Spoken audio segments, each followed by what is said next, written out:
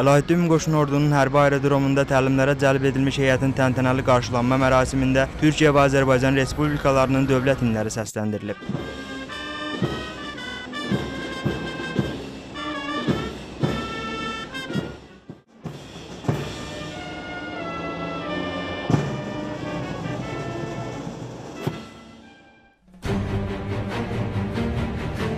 Yük təyyarələri ilə gətirilmiş Türkiyə Silahlı Qüvvələrinin hərbi daşıma, hücum və döyüş vertolyotları Əlahiddə Ümumi Qoşun Ordunun hərbi aerodromunda döyüş atışı taktiki uçuş təlimləri üçün hazır vəziyyətə gətirilir.